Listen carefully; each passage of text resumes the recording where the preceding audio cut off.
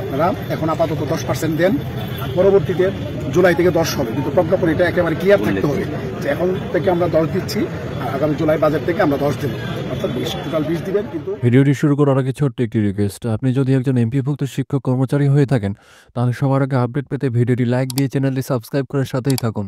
অবশেষে 20% হতে যাচ্ছে এমপিভুক্ত শিক্ষকদের বাড়ি ভাড়া। তবে আপাতত চলতি বাজেটে 10% এবং বাকি 10% আগামী বাজেটে দেওয়া হতে পারে, এরকমই একটি প্রস্তাব দিয়েছেন অধ্যক্ষ দেলোয়ার হোসেন আজিজি।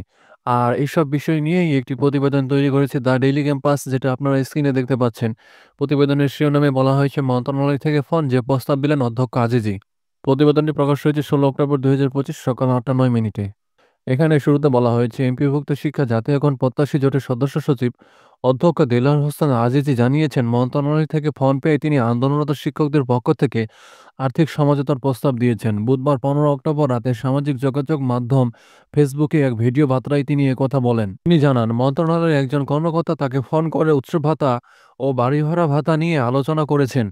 তবে কর্মচারীদের উৎসব ভাতা নিশ্চিত করতে না পারার বিষয়েও তিনি দুঃখ প্রকাশ করেন। আজিজি বলেন, বাড়ি ভাতা নিয়ে কথা হয়েছে, তিনি বারবার আমাকে বলেছেন আপনি শিক্ষকদের বুঝান।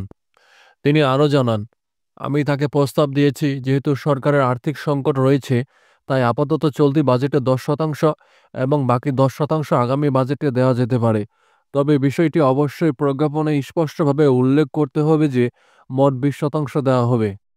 অধ্যক্ষ আজিজি সতর্ক করে বলেন, এর বাইরে গেলে আমার পক্ষে শিক্ষকদের বোঝানো সম্ভব হবে না, তখন হয়তো পরিস্থিতি পদত্যাগ আন্দোলনের দিকে যেতে পারে।